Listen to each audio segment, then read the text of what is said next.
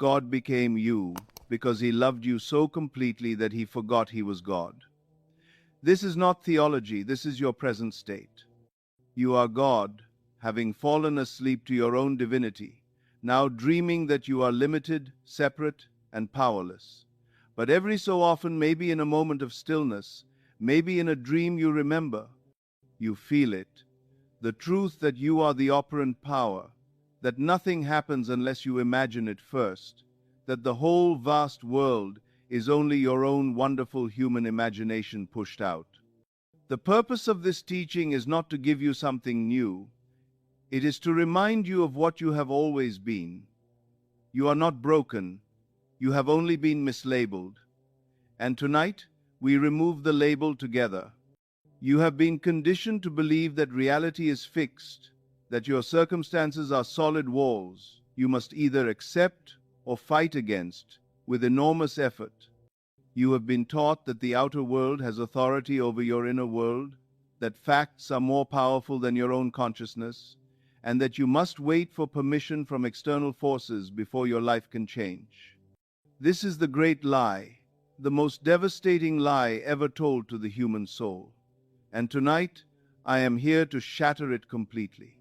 The truth, the one that has been hidden from you by tradition, by fear, by the worship of external causes, by religions that wanted to keep you small and controllable, is this: consciousness is the only reality, and the world you see around you is nothing more than your own consciousness pushed out into form. You are not living in a world that exists independently of you. You are living inside your own imagination, and every single thing you experience is a reflection of the state of consciousness you are currently occupied by. What I am about to share with you is not philosophy. It is not positive thinking dressed up in spiritual language. It is not visualization as the self-help gurus have taught it to you, where you close your eyes and hope really hard that something might happen someday if you're lucky. This is the ancient mystical law that has been buried beneath centuries of religious dogma and psychological theory. This is the secret that the mystics knew, that Blake understood, that Christ himself demonstrated, but that the churches have hidden from you by teaching you to worship a God outside yourself, when the only God there has ever been is your own I am. I will show you tonight that the Bible is not history. It is not the story of people who lived thousands of years ago in a land far away. The Bible is a psychological drama, and every character in Scripture is a state of consciousness within you right now. Adam is you when you are asleep to your divinity. Christ is you when you awaken to the truth that your imagination is God. Abraham, Moses, David, Paul, these are not dead men. They are living states of consciousness that you move through on your journey from spiritual death to spiritual resurrection. And the crucifixion they told you happened on a hill outside Jerusalem is happening right now. Every single time you accept limitation, every time you bow before external circumstances, every time you say, I am weak, I am poor, I am unloved, I am powerless. But so is the resurrection. And it begins the very instant you realize that you are not the victim of your circumstances. You are the creator of them. Not because you wanted bad things to happen to you, not because you consciously sat down and said, I think I will create suffering for myself today, but because you have been unconsciously assuming a state of consciousness that reflected itself in the world you now see. You have been imagining from the wrong premise. You have been speaking the wrong inner speech. You have been fused with a state of limitation. And the universe, which is nothing but a perfect mirror of your consciousness, has had no choice but to show you exactly what you have been assuming to be true about yourself and your world. The pain you are experiencing right now, whether it is financial lack, broken relationships, sickness, loneliness, failure, or a deep sense of powerlessness, this pain is not being done to you by fate or by other people or by circumstances beyond your control. It is being done by you, to you, through the medium of your own unobserved imagination. And I know that sounds harsh, I know it sounds like I'm blaming you for your own suffering, but stay with me, because here is the relief. Here is the hope that will set you free. If you created this reality, you can uncreate it. If your consciousness produced these conditions, your consciousness can dissolve them and produce entirely new conditions. Not by effort, not by force, not by struggling against the facts, but by assuming deeply, persistently, loyally the consciousness of the wish already fulfilled. This is what I call living in the end. And when you do this, when you truly assume the state of your desire fulfilled and refuse to be moved from that assumption by any evidence to the contrary, the universe does not resist you. It cannot resist you. It obeys you. Because you are not manipulating some external power.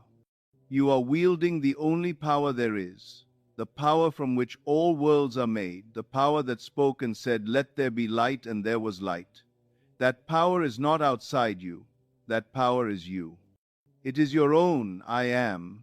By the end of this teaching, you will know how to die to your old conception of yourself and rise as the person you have always wished to be.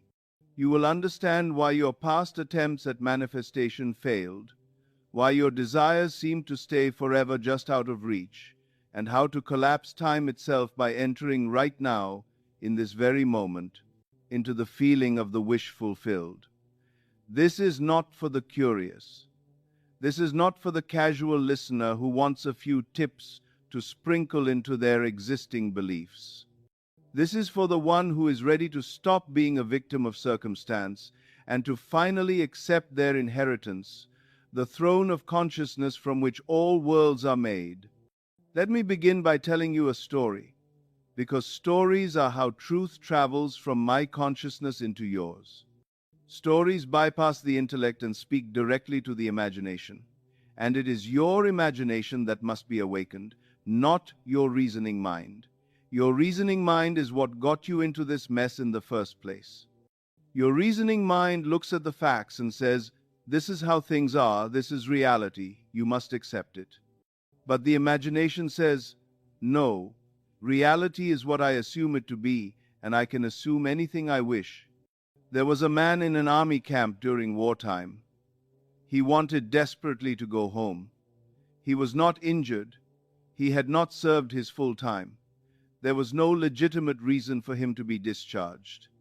And yet every single night, as he lay on his cot in that crowded barracks surrounded by other soldiers, he would close his eyes and imagine himself in his own bed in his own home.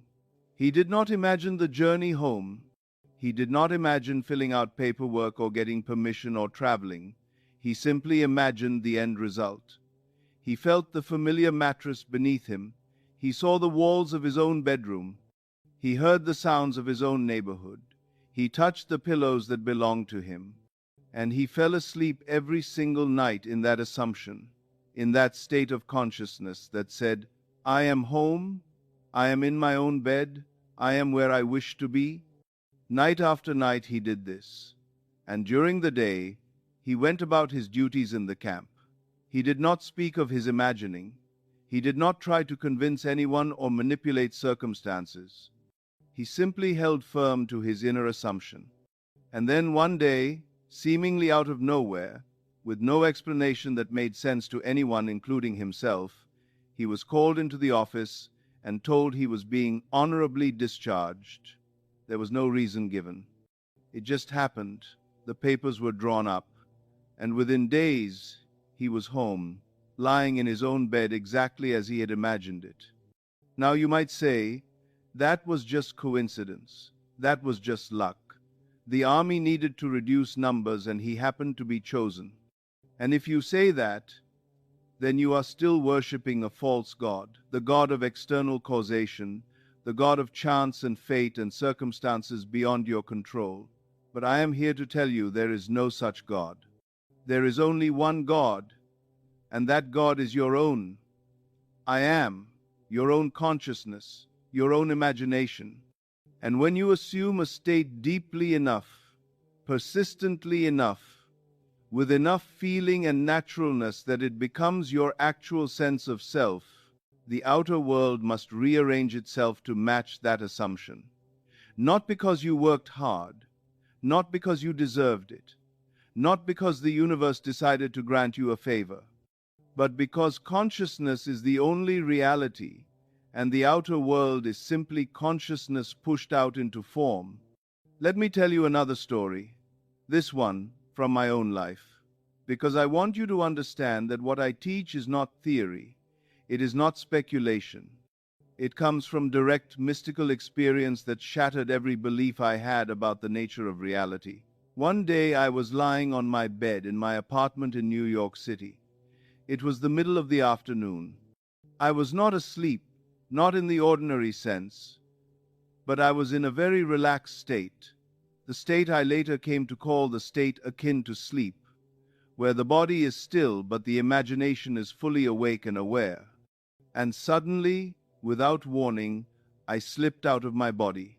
I found myself standing in the dining room of a large country inn, somewhere in the countryside, in what felt like a different time period altogether.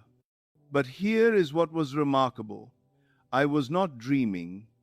I was more awake, more conscious, more aware than I had ever been in my physical body.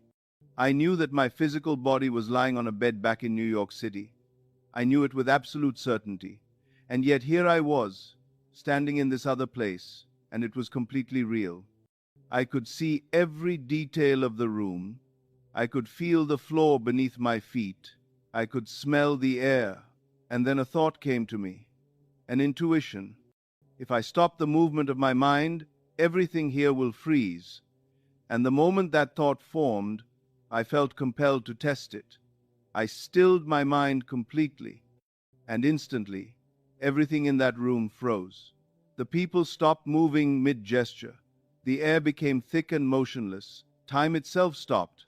I cannot describe to you the terror and the ecstasy of that moment, because in that instant I understood something that my rational mind had refused to believe. I understood that I was not in a world, I was the world. I was not experiencing reality. I was creating it, moment by moment, through the activity of my own consciousness. And when my consciousness stopped, reality stopped. When my mind moved, reality moved.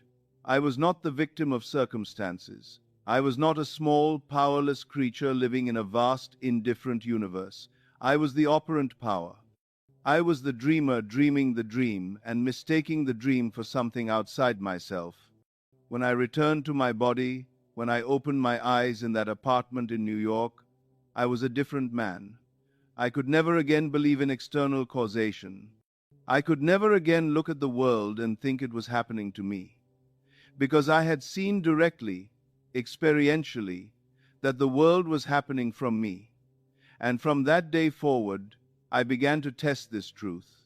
I began to assume states of consciousness deliberately and watch as they hardened into fact. And every single time, without exception, the assumption became the reality. Not sometimes. Not when conditions were favorable. Always. Because this is law. It is not magic. It is not supernatural. It is the natural order of things, the way consciousness operates, the way imagination creates. Now let me tell you about a woman who came to understand this law in the midst of desperate circumstances. She was 55 years old. She had no job. Her bank account was nearly empty. Her car was falling apart, barely able to run. She owed rent. She had no family to fall back on, no savings, no safety net.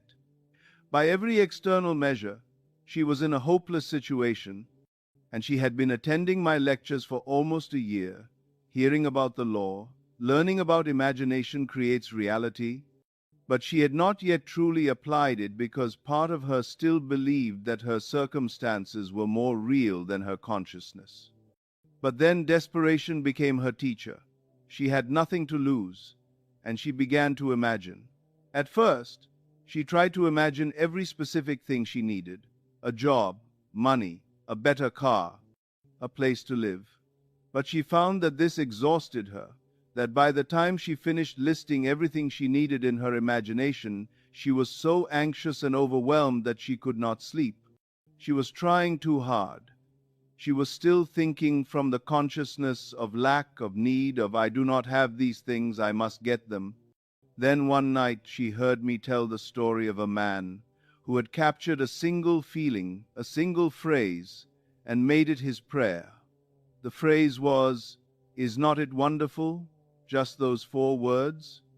Is not it wonderful? And he did not specify what was wonderful. He did not list his desires. He simply felt the texture of wonder itself, the feeling of something marvelous having already happened. And so this woman decided to try the same thing. Every night as she fell asleep, she whispered to herself, "Is not it wonderful? Is not it wonderful?" And she tried to feel what she would feel if something wonderful had just occurred in her life. She did not know what that wonderful thing would be. She just felt the feeling of it, the relief, the joy, the sense that everything had somehow worked out in a way she could never have planned. 2 months she did this. 60 nights of falling asleep in the feeling of "Is not it wonderful?" And during those 2 months, nothing seemed to change in her outer circumstances. Her situation remained just as desperate, but she persisted. She remained loyal to her unseen reality, to her inner conviction that something wonderful had already happened, even though her senses reported otherwise. And then one day she ran into an old acquaintance on the street, someone she had not seen in months. They chatted briefly about nothing in particular. She mentioned she had lived in New York many years ago, and then they parted ways. She thought nothing of it.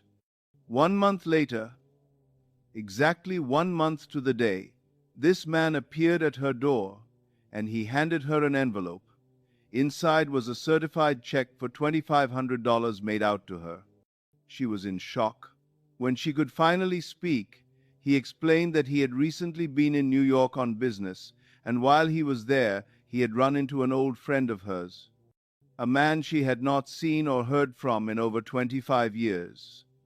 This friend had become extremely wealthy during those years, and when this acquaintance happened to mention her name, happened to mention that he had just seen her, the wealthy friend had said, "I have been thinking about her.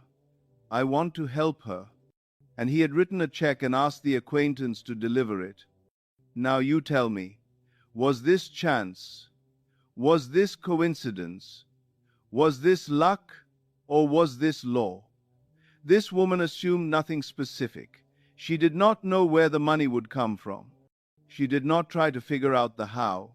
She simply assumed the feeling of the wish fulfilled, the feeling that something wonderful had already happened. And the universe, which is nothing but her own consciousness pushed out, rearranged itself in the most unexpected way to bring her exactly what she needed. A friend from 25 years ago, forgotten, suddenly remembered, a casual conversation, a wealthy man feeling inexplicably moved to help. All of it orchestrated by her own assumption, by her own state of consciousness, by her own "I am," saying, "I am someone for whom wonderful things happen." Let me tell you one more story before I move into the teaching itself, because I want you to see that this law works regardless of age, regardless of understanding, regardless of sophistication.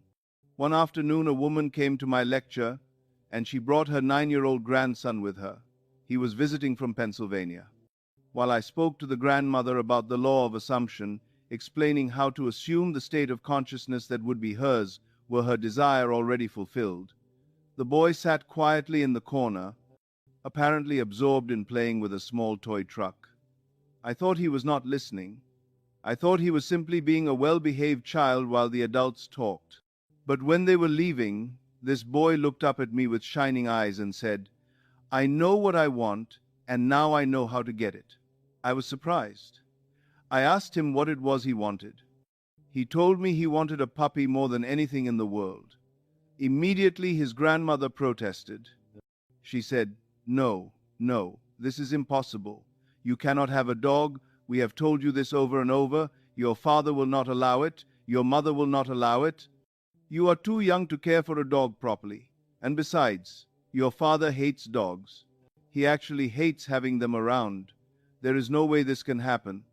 The boy simply smiled and said, "I know what to do now. Every night before I go to sleep, I am going to pretend I have a dog and we are going for a walk." The grandmother looked at me desperately, wanting me to tell the boy that this would not work, that some things are impossible, that adult decisions cannot be changed by a child's imagination.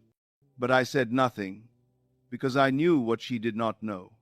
I knew that this boy, in his innocence, had grasped the law more completely than most adults ever do. He was not going to argue. He was not going to try to convince anyone. He was not going to look for evidence. He was simply going to assume, night after night, that he already had what he wanted. And he was going to fall asleep in that assumption, in that feeling, in that state of consciousness. 6 weeks later, the grandmother wrote to me. She said she could hardly believe what she was about to tell me, but it was true. The boy's father, the man who hated dogs, who had refused his son's request dozens of times, had suddenly announced that they were going to get a puppy. He gave no explanation. He simply changed his mind. It was as if something in him shifted without his conscious awareness, as if the boy's assumption had penetrated his father's consciousness and rearranged his thoughts from within.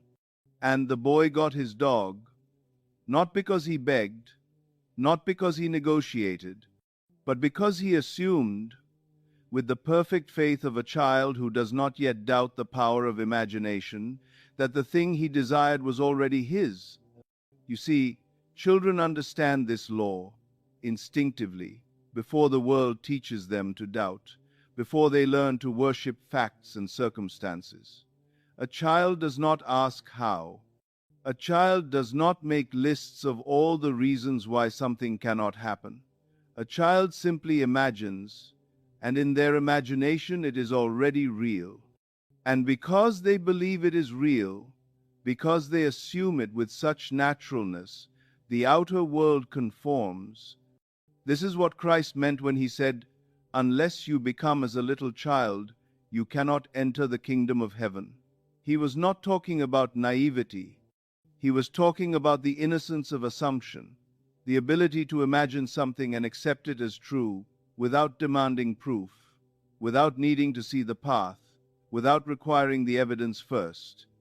Now, I want to teach you what this law is, why it works, and how you can begin to apply it tonight. But before I do, you must understand something fundamental. You must understand that what I am teaching you is not new. It is ancient. It is the secret that mystics have known for thousands of years. It is the truth that was encoded in the Bible, hidden beneath layers of literal interpretation and religious dogma. The Bible is not history.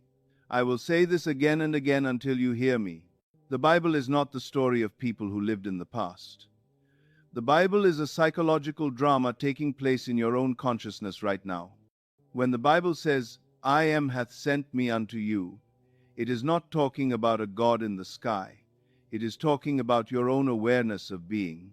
When it says, "Be still and know that I am God," it is telling you that your consciousness, your sense of I am, is the only God there is.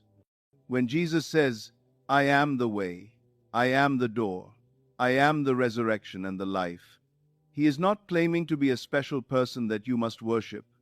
He is revealing the truth of what you are. I am is the way. Your consciousness is the door. Your imagination is the resurrection that raises dead states into living realities. So let us begin with the foundation, the cornerstone of everything I will teach you tonight. The foundation is this: I am. Those two words contain the entire mystery of creation. I am is the name of God. Not was, not will be. Am, present tense, eternal presence. It is the feeling of being, of existing, of awareness itself before you attach any condition or label to it. Right now, stop and feel it. Feel that you exist. You do not have to think about what you are or who you are. Just feel I am. That awareness, that consciousness, that sense of presence that is God, that is the creative power of the universe. And it is not outside you, it is you. Every time you say, I am, and then add something to it, you are defining yourself. You are telling the universe what you are, and the universe, being nothing but a mirror of your consciousness, must show you evidence of what you have claimed to be. If you say, I am poor, you will see poverty. If you say, I am sick, you will experience sickness. If you say, I am unloved, you will feel unloved. Not because these things are true in some objective sense, but because you have assumed them to be true. You have fused your consciousness with those states, and your world has no choice but to reflect back to you what you have claimed yourself to be. This is why Scripture says, I am the Lord, and there is no God. Your awareness of being is the only power that creates your reality. There is no other power, no fate, no luck, no external force determining your circumstances. Only your own I am, only your own consciousness, only your own assumption of what you are. And here is the liberating, terrifying truth. You can attach anything you wish to I am. You can say, I am wealthy, I am healthy, I am loved, I am successful, I am free. And if you assume that state deeply enough, persistently enough, with enough feeling that it becomes your natural sense of self, the outer world must conform to reflect it back to you. But most people never do this. Most people look at their current circumstances and then define themselves based on what they see. They say, I am poor because I have no money. I am sick because my body hurts. I am unloved because no one is with me. And in doing this, they lock themselves into the very state they wish to escape. Because they are defining themselves by the evidence of their senses, by the world that already is, instead of by the world they wish to create. They are living from cause instead of living as cause. And so they remain trapped, victims of their own unobserved consciousness, slaves to conditions they themselves have created through the misuse of their own I am. Now let me tell you about consciousness itself, because if you do not understand what consciousness is, you cannot wield it correctly. Consciousness is not a thing. It is not located in your brain. It is not produced by your body. Consciousness is the only reality. It is the substance from which everything is made. The world you see around you right now, the chair you are sitting on, the room you are in, the people in your life, the circumstances you are experiencing, all of it is consciousness solidified into form. Your consciousness pushed out. Nothing exists independently of consciousness. Nothing has power over consciousness. Consciousness is first, last, and always. It is the Alpha and the Omega, the beginning and the end. This is what Blake meant when he said, all things exist in the human imagination. It is what Hermes meant when he said, the world is mental. It is what Christ meant when he said, the kingdom of heaven is within you. They were all pointing to the same truth. The outer world is not the cause. The inner world is the cause. Consciousness is the cause. And what you are conscious of being, you must experience, not as something coming to you from outside, but as something flowing from you into manifestation.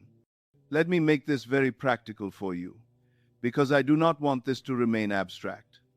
Right now, think about your life.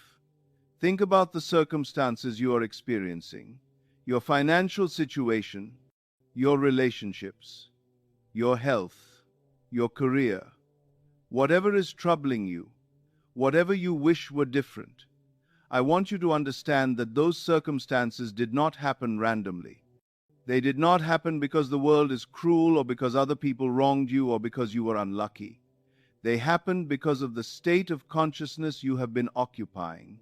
They happen because of what you have been assuming yourself to be. If you are experiencing lack, it is because you have been assuming, I am someone who lacks.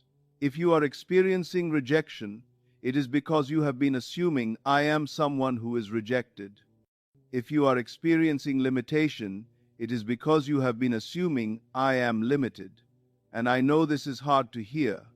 I know every part of you wants to say, no, you do not understand. My circumstances really are difficult. Other people really did hurt me. The facts really are against me. But those facts, those circumstances, those other people, they are all effects. They are not causes. They are reflections. And you cannot change a reflection by arguing with the mirror. You can only change it by changing what you are reflecting, by changing your own consciousness, by changing what you are assuming yourself to be. This brings me to one of the most important concepts I will teach you tonight, and that is the concept of states.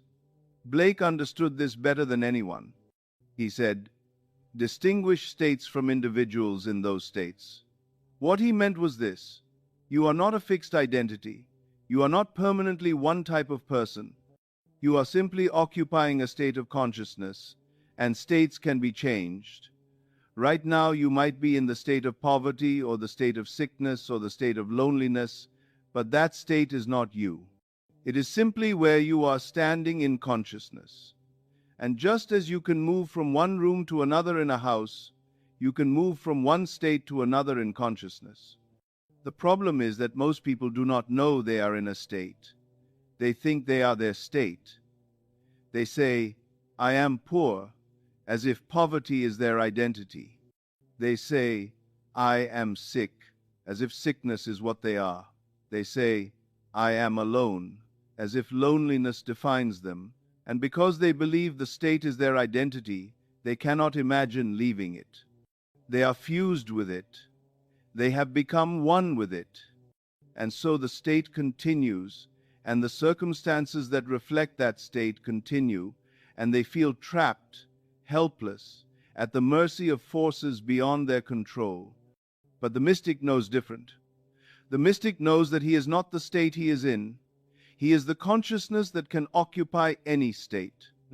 And so when he wishes to change his circumstances, he does not fight against them. He does not try to fix the outer world. He simply dies to the old state and resurrects in the new. And yes, I use those words deliberately, death and resurrection, because that is what it is. It is a mystical death, a dying to who you were, a detachment of your imagination from the state you no longer wish to occupy. And it is a resurrection, a rising as someone new, as the person who already has what you desire, who already is what you wish to be. Paul said, I die daily. Blake said, there is nothing like death. Death is the best thing that can happen in life. They were not talking about physical death. They were talking about this daily dying to old assumptions, this daily resurrection into new states. This is the inner work. This is the great transformation. And when you learn to do this consciously, deliberately, with full awareness, you become the master of your own fate, the captain of your own soul, the god of your own world. So how do you die to an old state? How do you resurrect in a new one? You do it through imagination. You do it through assumption. You do it by claiming I am something different, and then persisting in that claim, regardless of what your senses report. Let me explain. Right now, you are fused with a certain concept of yourself. That concept has a feeling tone. It has an inner conversation. It has a way of thinking and speaking and seeing the world. And that concept, that state of consciousness, is creating your circumstances. If you wish to change your circumstances, you cannot do it by staying in that same state and trying harder. You must assume a new state. You must claim a new identity. You must say, I am differently. For example, if you are struggling with money and you are in the state of poverty, you have an inner conversation that sounds like, I cannot afford this. I never have enough. Money is hard to come by. I will always struggle. That inner conversation is not just thoughts. It is creative speech. It is the word of God in you, and that word is creating your reality moment by moment. So to change your reality, you must change your word. You must change your inner conversation. You must begin to speak from the state of wealth instead of the state of poverty. You must say inwardly, I have more than enough. Money comes to me easily. I am wealthy. I am abundant. I am free. And you must say this not as an affirmation you are trying to make true, but as a declaration of what you are assuming to already be true.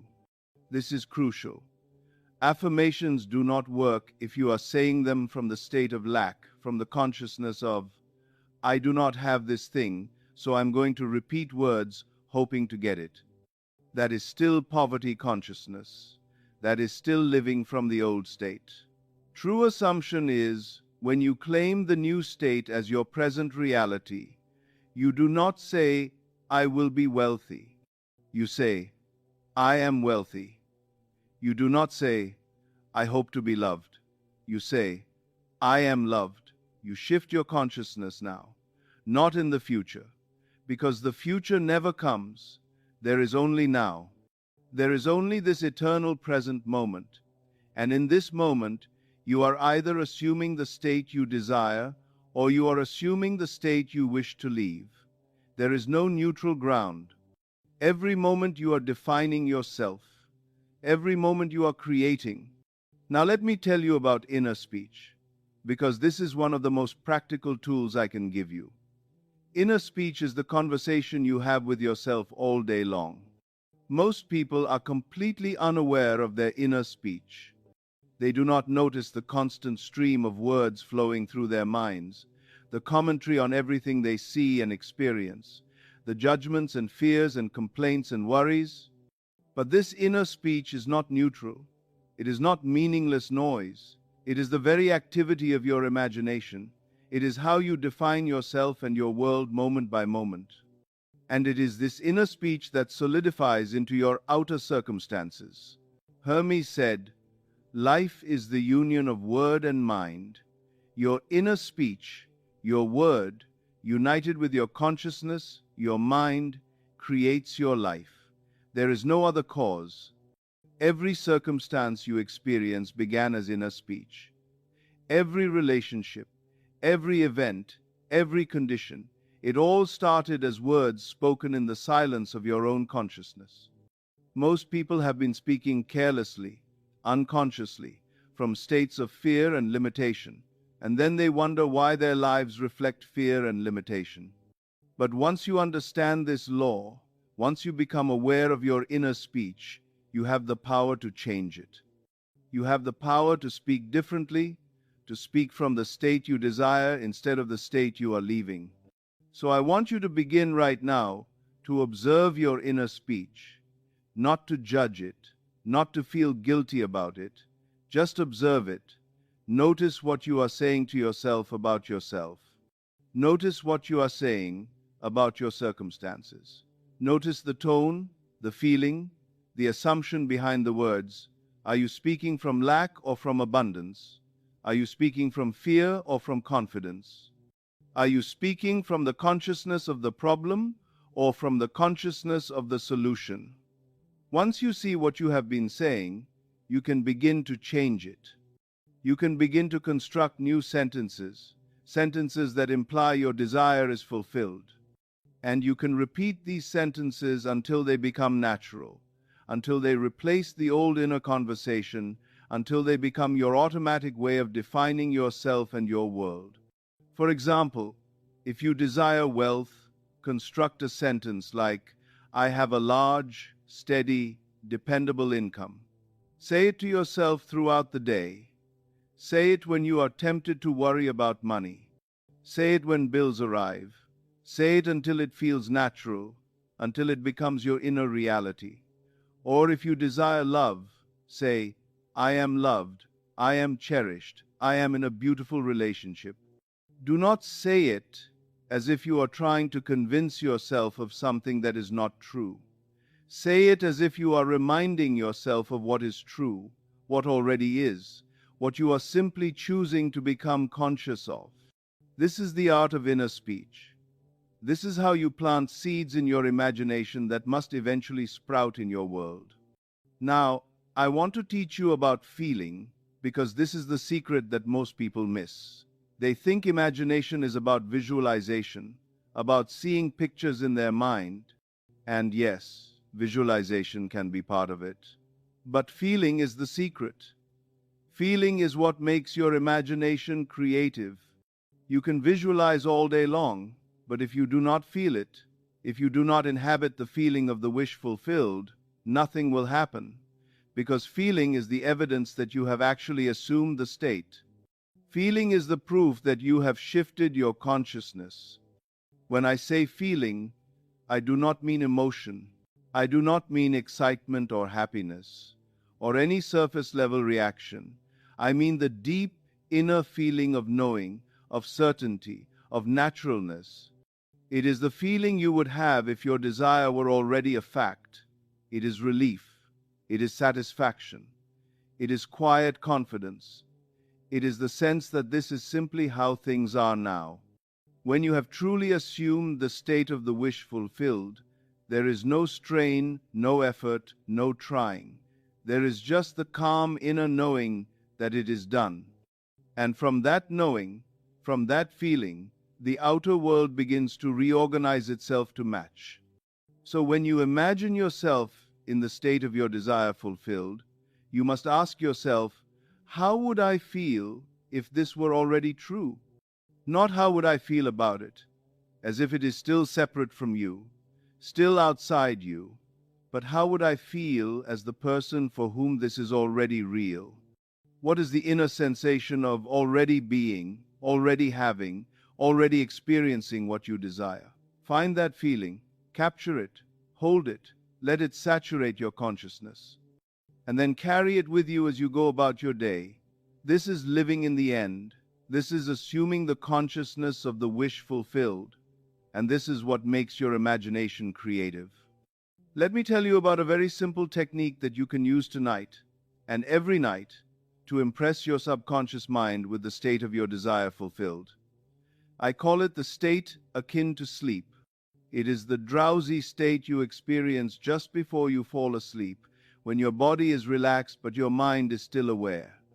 In this state, your conscious mind begins to quiet, your critical thinking begins to dissolve, and you can slip into your imagination without the resistance of your waking consciousness. This is the most powerful time for impressing your subconscious, because the subconscious, which is the creative medium that manifests your assumptions, is most receptive when your conscious mind is not guarding the door. So here is what you do. Tonight, before you go to sleep, lie in your bed and let your body relax completely. Take a few deep breaths and feel yourself settling into that drowsy, peaceful state. Do not try too hard. Just let yourself drift towards sleep naturally. And as you are in that state, begin to imagine a scene. A short, simple scene that implies your desire is already fulfilled. Not the desire itself, not the process of getting it, but a scene that would naturally occur after you already have what you desire. For example, if you desire wealth, do not imagine money. Imagine a friend congratulating you on your success. Imagine yourself casually purchasing something you previously could not afford. Imagine checking your bank account and seeing the large balance you desire. Choose a scene that feels natural to you, that feels real, that implies without any doubt that your desire is already a fact. And then repeat that scene over and over in your imagination. See it, feel it, hear it, make it vivid, make it real, and most importantly, feel the satisfaction of it, the naturalness of it, the sense that this is simply how things are now. Do not let your mind wander to other thoughts. Do not start planning how this will happen or questioning whether it will happen. Just stay in the scene. Loop it. Repeat it. Let it fill your consciousness completely. And as you are doing this, as you are immersed in the feeling of the wish fulfilled, let yourself drift off to sleep. Fall asleep in that assumption. Fall asleep in that state. Because the state you are in as you fall asleep tends to continue through the night and becomes the foundation of your next day's experience. This technique, used consistently, night after night, will impress your subconscious mind so deeply that it will begin to externalize that state. You will begin to move through your days from the consciousness of the wish fulfilled rather than the consciousness of lack. And as your consciousness changes, your world must change. It has no choice. Because the world is not an independent entity doing things to you. The world is you pushed out, and when you change what you are pushing out, the world changes. Now, I must teach you about something that will be one of the most powerful tools you will ever use. I call it revision. Revision is the art of rewriting the past. And yes, I mean that literally. You can change the past in consciousness, and when you do, the present and future will reflect that changed past. I know this sounds impossible. I know your rational mind is screaming that the past is fixed, that what happened happened and cannot be undone. But your rational mind does not understand the nature of time. Your rational mind thinks time is a straight line, that the past is behind you and the future is ahead of you and you are stuck on this line moving forward. But time is not like that. Time is a construct of consciousness. It only exists as you experience it. And your present experience of reality is determined by your past in consciousness, by the memories and beliefs and assumptions you carry from what you think happened. So when you revise the past in your imagination, when you go back and replay a scene differently, you are not engaging in wishful thinking. You are actually changing your past in consciousness, which means you are changing the foundation upon which your present is built. And when that foundation changes, the present and future must change with it. Let me give you an example from a story someone sent to me. There was a woman, an artist, who accidentally injured her foot very badly while working. Her foot swelled up, turned colors, became so painful she could barely walk on it. She tried to continue working, but the pain was overwhelming. She became frightened, thinking she might have seriously damaged her foot in a way that would require medical intervention. But then she remembered what I had taught about revision. That night, instead of dwelling on the injury, instead of worrying about her foot, she lay in bed and reviewed her entire day in imagination. She went back through the day event by event, and when she came to the moment when she had struck her foot with a chair, she stopped, and in her imagination, she replayed that moment differently. She imagined that she had not hit her foot at all, that she had missed the chair completely, that her foot was fine. She felt the relief of not having injured herself. She revised the event completely in her imagination until the revision felt real. But she did not stop there. As she continued reviewing her day, she came upon another moment, an encounter with a man who had been hostile to her, who had refused to speak to her for over a year, even though they had once been friendly. In the actual event, she had said hello to him and he had ignored her. But in her revision, she replayed the scene differently. She imagined him responding warmly, smiling at her, greeting her kindly. She felt the warmth of reconciliation. She revised that encounter until it felt as real as the original. Then she fell asleep. And when she woke up the next morning, her foot was perfectly normal. There was no swelling, there was no discoloration, there was no pain. It was as if the injury had never happened. And later that day, she saw the man who had been hostile to her, and this time, in waking reality, he greeted her warmly. He spoke to her. He smiled. He acted as if the year of hostility had never occurred. She had revised two events in her imagination, and both of those revisions manifested in her physical reality. The past was changed, and the present reflected the changed past. Now you might say, but that is impossible. You cannot change something that already happened. And I say to you, the only past that matters is the past in your consciousness. The only past that has power over your present is the past you remember, the past you believe in, the past you tell yourself about, and that past exists only in your imagination. So when you revise it, when you remember it differently, when you change it in consciousness, you are changing the only past that exists as far as your experience is concerned. And the present moment must conform to the past you now hold in consciousness. This is forgiveness. This is what Christ meant when he said, "Forgive 70 times 7." He did not mean keep a ledger and forgive up to a certain number. He meant revise constantly, change the past constantly, refuse to hold on to grievances or hurts or wrongs. Because every time you replay a negative memory, every time you go over what someone did to you or what went wrong, you are reinforcing that past in consciousness and therefore perpetuating it into your future. But when you revise, when you replay events as you wish they had happened, you dissolve the power of the negative past and create a new foundation for your present experience.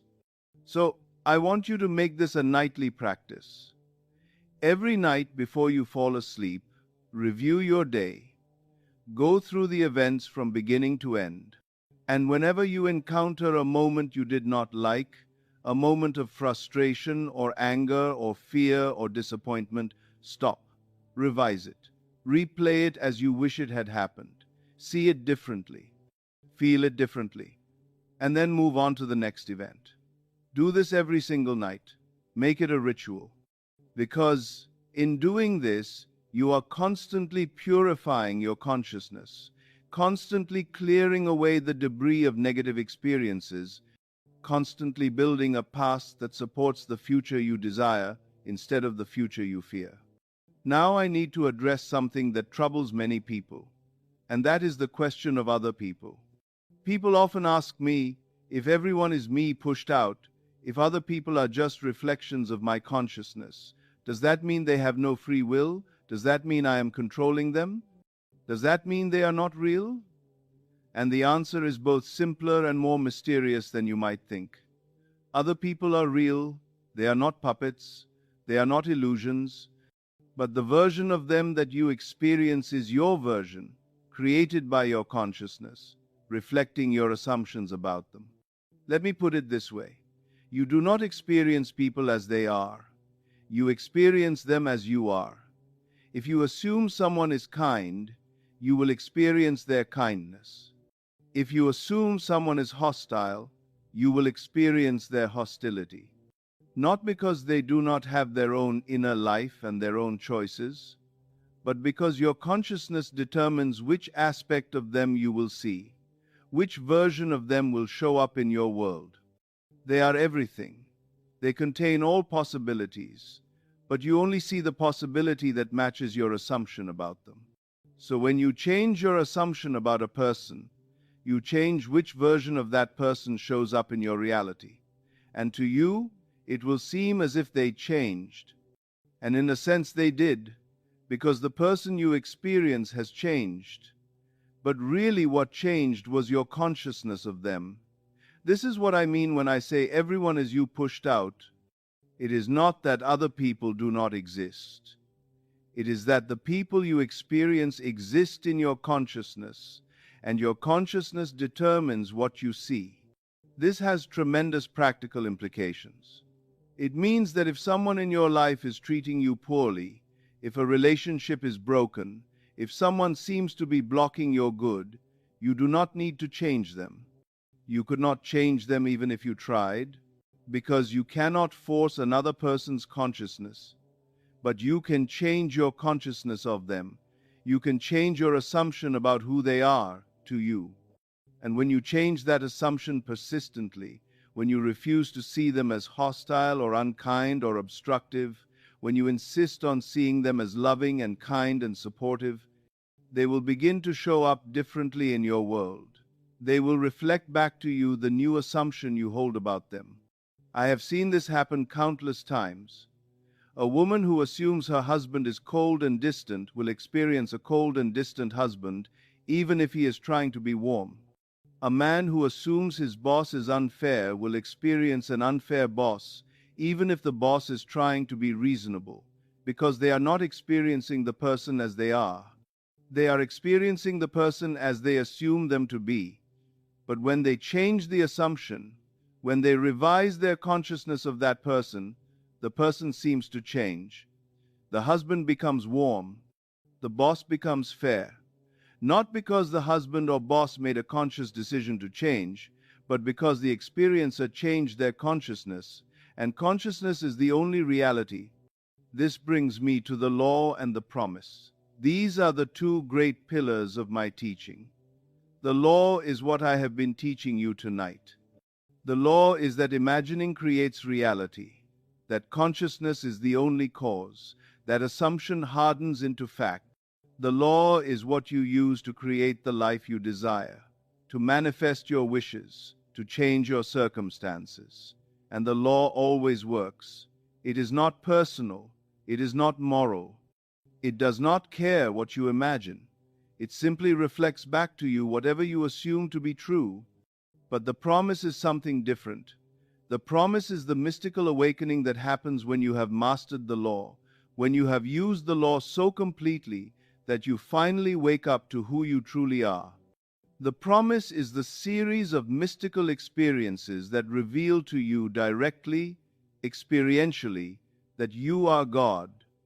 Not that you are like God, not that you have God in you, but that you are God, that you have always been God, that there is no separation between you and the infinite creative power of the universe. The promise includes specific mystical visions that happen in a particular sequence. First, you will experience the birth of a child from your own skull, a child wrapped in swaddling clothes, lying at your feet. This is the birth of your divine self, the revelation that you are the Father of God. Second, you will experience a serpent, your own spinal column, coming alive and ascending your spine. This is the resurrection of the serpent that Moses lifted up in the wilderness, the awakening of the divine energy within you. Third, you will experience the tearing of the temple veil, the rending of your skull from top to bottom, and you will see a dove descending upon you. This is the descent of the Holy Spirit, the confirmation of your divinity. And finally, you will experience David, the sweet psalmist of Israel, calling you Father. David is not a historical figure. David is the humanity that you created, that sprang from you, from your imagination. And when David calls you Father, when he looks at you with infinite love and reverence and calls you Father, you will know beyond any shadow of doubt that you are God, that you have always been God, that you created everything and everyone through your own imaginative power. These experiences do not come because you try to make them happen. They come when you have fulfilled your purpose, when you have used the law so completely that you have awakened from the dream of separation. They come in their own time, according to a divine plan that was set before the foundation of the world. And when they come, you will know with absolute certainty that everything I have taught you tonight is true. You will know that the Bible is not history but your own autobiography. You will know that you are the Christ, the awakened God, the one who was sent into the world to remember himself. But until the promise comes, you have the law, and the law is enough. The law is what you need to transform your life, to heal your relationships, to create abundance, to experience the life you have always dreamed of. So do not wait for the promise. Do not put your life on hold waiting for mystical experiences. Use the law, apply it, test it, prove it to yourself, because personal success will prove far more convincing than anything I can tell you. Now, I want to give you a very specific practice that you can begin tonight. This is called the Sabbath, and it is one of the most important aspects of creation that most people ignore. In the Bible it says that God created the world in 6 days, and on the seventh day he rested, and he blessed the seventh day and made it holy.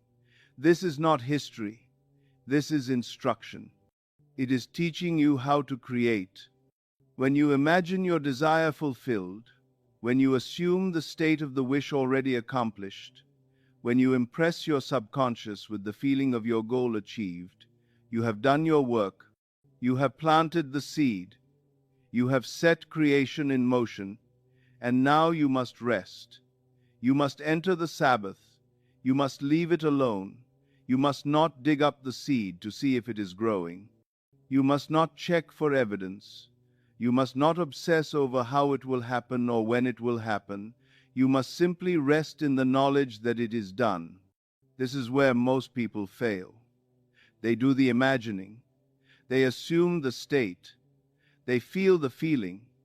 And then they immediately start looking for proof in the outer world. And when they do not see proof right away, they panic. They doubt. They go back to the old state. They start imagining from lack again. And in doing this, they cancel out the very thing they were trying to create. They break the Sabbath. They refuse to rest. And so the seed never has a chance to grow.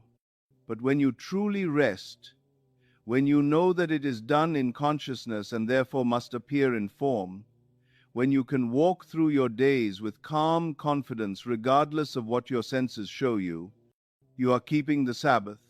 You are allowing the creation to complete itself. You are giving the universe time to rearrange circumstances, to bring together the people and events and opportunities that will manifest your desire in a way you could never have planned or predicted. This does not mean you sit and do nothing in the outer world. It means you do not do anything from the consciousness of lack or fear or effort. You simply go about your life naturally, following your impulses, taking action when it feels right, but always from the inner conviction that your desire is already fulfilled. You are not trying to make it happen. You are letting it happen. You are not working toward your goal.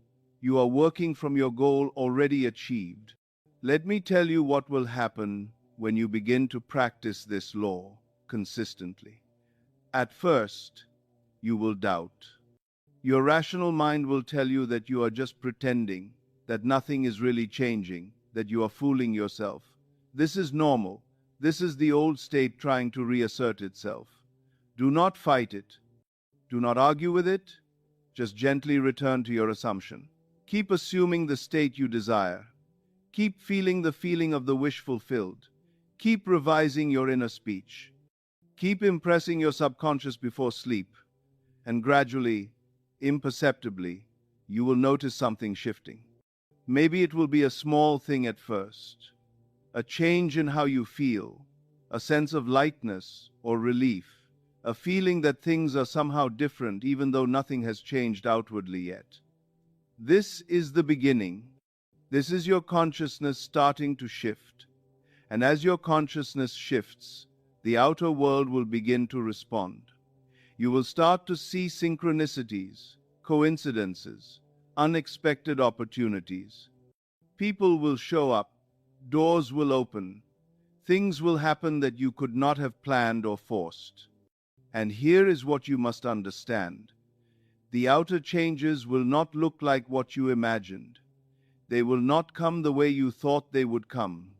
They will come in ways that surprise you, that seem miraculous, that make you wonder how it all worked out, because you are not controlling the universe. You are not manipulating circumstances. You are simply assuming a state of consciousness. And the universe, which is infinitely intelligent, is finding the perfect way to manifest that state into your experience. So do not try to figure out the how. Do not try to plan the path. Do not limit the universe by insisting it must happen in a certain way. Just assume the end. Live in the end. Feel the feeling of the wish fulfilled. And trust that the universe knows exactly how to bring it to pass. Your job is to assume.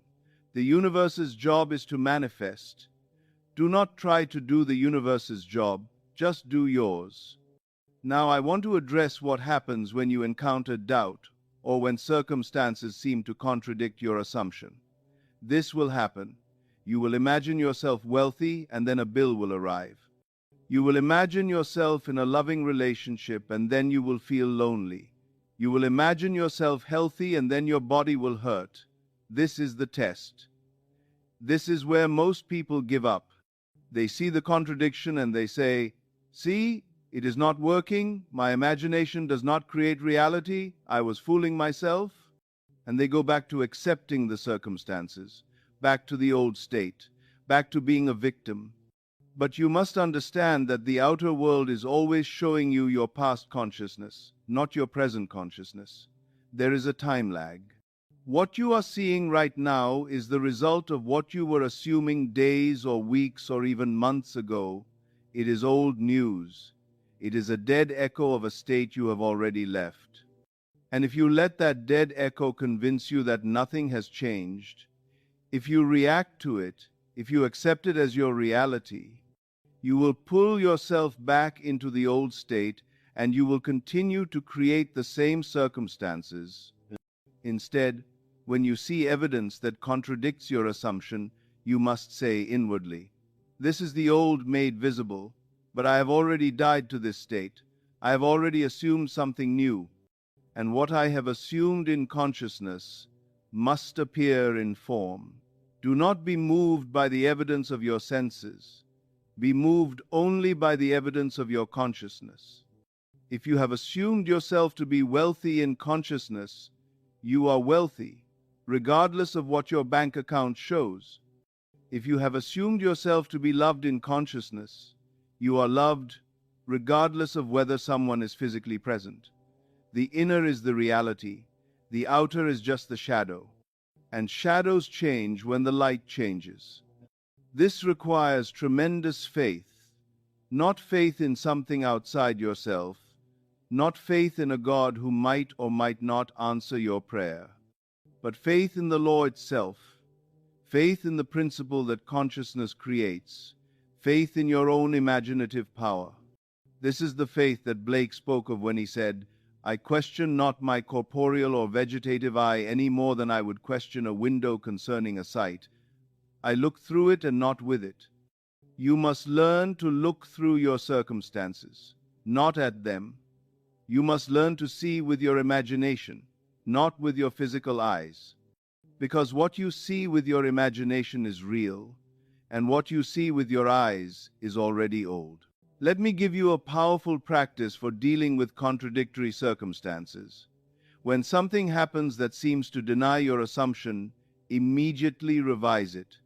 Do not dwell on it. Do not react to it. Do not accept it. Just revise it right then and there. If a bill arrives and you are assuming wealth, do not look at the bill and say, "Oh no, I cannot pay this, I do not have the money." Instead, revise the scene in your imagination. Imagine the bill is already paid. Imagine checking your account and seeing more than enough. Imagine feeling the relief and satisfaction of having handled it easily. Revise the circumstance immediately so that it does not take root in your consciousness. This is vigilance.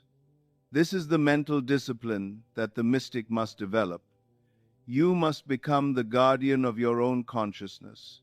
You must watch your thoughts and feelings and inner speech constantly, not in a tense, strained way, but in a gentle, observant way.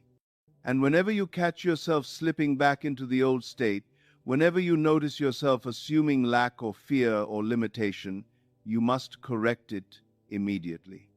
You must die to that assumption and rise in the assumption you desire.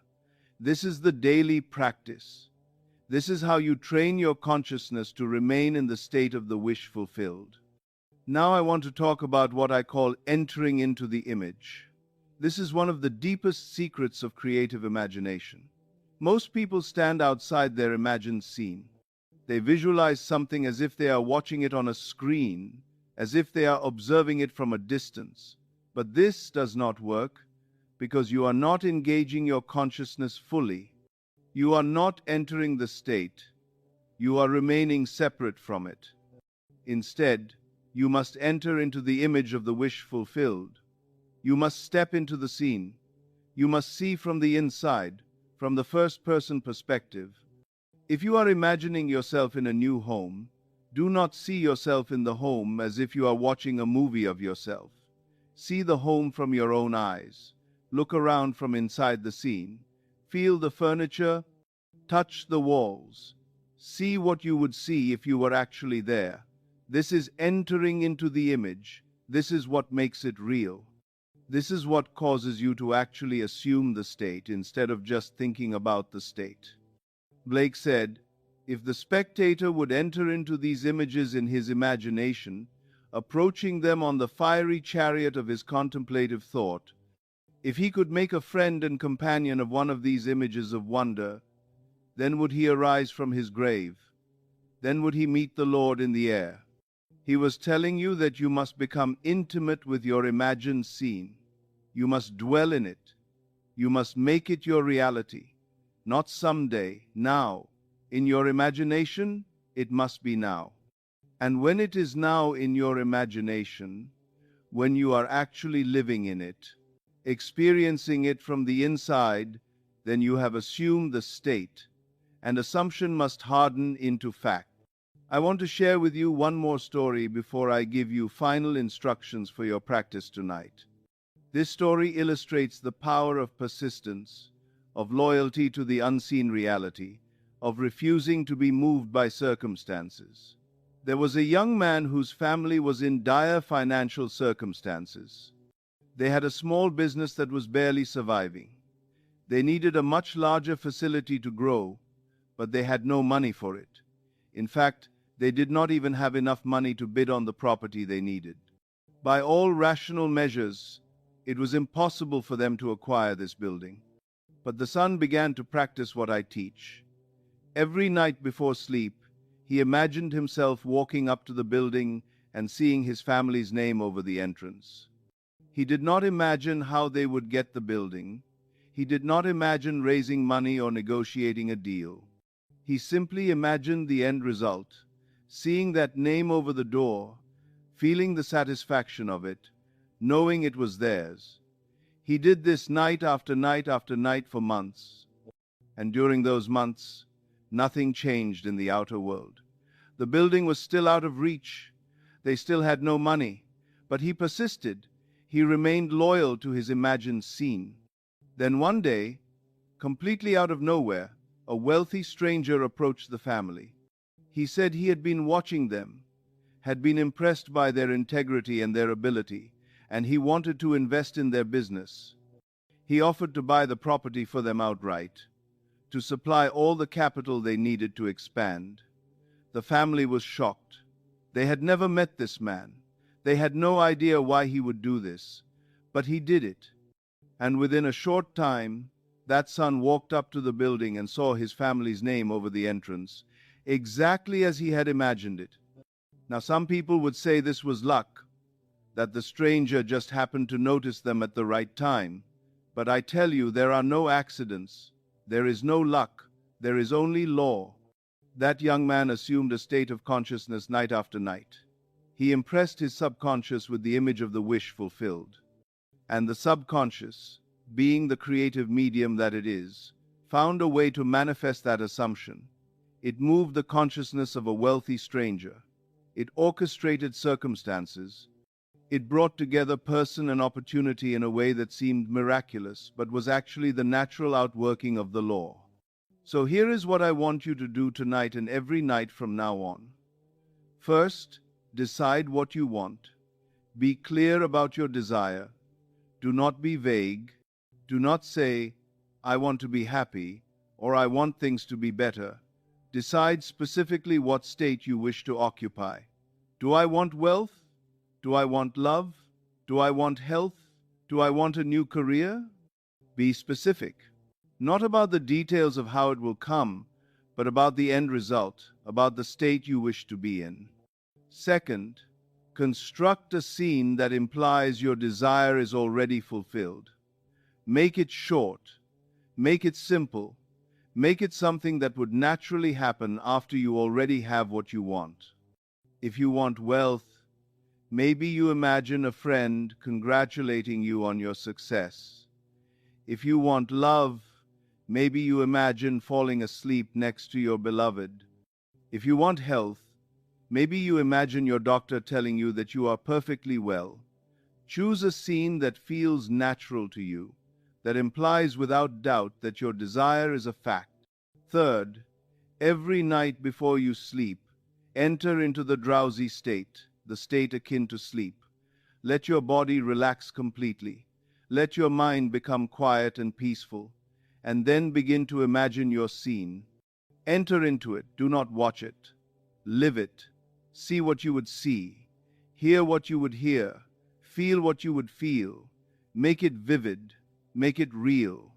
Loop it over and over until you can do it easily, naturally, until it feels like a memory instead of a fantasy. Fourth, as you are imagining this scene, feel the feeling of the wish fulfilled, not excitement, not future happiness, but the calm, natural satisfaction of already having it, already being it. Feel relief. Feel gratitude. Feel the sense that this is simply your reality now. Let that feeling saturate your entire being. And then, while you are in that feeling, while you are immersed in that scene, let yourself drift off to sleep. Fall asleep in the assumption of the wish fulfilled. Fifth, during your waking hours, observe your inner speech. Notice when you are speaking from the old state, from lack, from fear, from limitation. And whenever you catch yourself doing this, stop. Revise your inner conversation. Speak from the state of your desire fulfilled. If you catch yourself thinking, I cannot afford this, change it to, I have more than enough. If you catch yourself thinking, no one loves me, change it to, I am deeply loved. Change your inner speech constantly until the new speech becomes automatic. Sixth, revise your day every night. Go through the events from beginning to end. When you encounter something you did not like, stop and revise it. Replay it as you wish it had happened. This will purify your consciousness and prevent negative experiences from taking root and perpetuating themselves. Seventh, and this is crucial, rest in the Sabbath. Once you have done your imagining, leave it alone. Do not look for signs. Do not check for evidence. Do not worry about how or when. Just know that it is done in consciousness and must appear in form. Go about your life naturally, confidently, from the assumption that your desire is already fulfilled, and let the universe do its work. If you do this consistently, if you remain loyal to your assumption regardless of what your senses report, you will see your world transform. Not because you worked hard, not because you deserved it, but because you finally understood the law and you used it correctly. You stopped being the victim and became the creator. You stopped reacting to circumstances and started creating circumstances. You stopped worshipping the outer world and started worshipping at the only altar that matters, the altar of your own consciousness, your own I am. Now, as we come to the end of this teaching, I want you to understand something very clearly. You came here tonight believing the universe was something outside you, something you had to convince or manipulate or plead with. But now you know the truth. The universe is not outside, it is within. It is you. You are not a small, powerless creature in a vast, indifferent cosmos.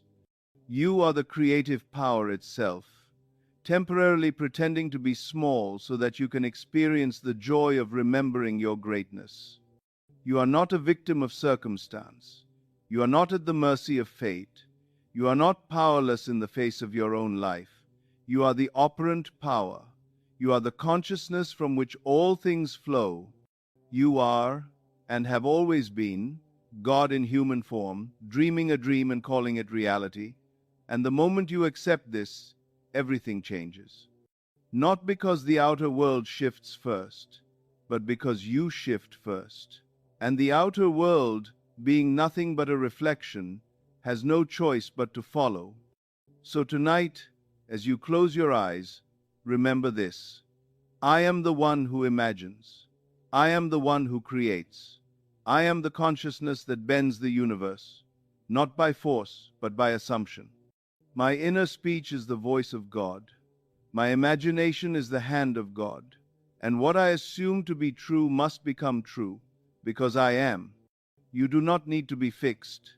You have only been mislabeled, and now you know your true name. It is I am. Before Abraham was, I am. Before the world was, I am. I am the Alpha and the Omega, the beginning and the end. I am the creator of my own experience, the author of my own story, the God of my own world. And what I imagine, I create. What I assume, I become.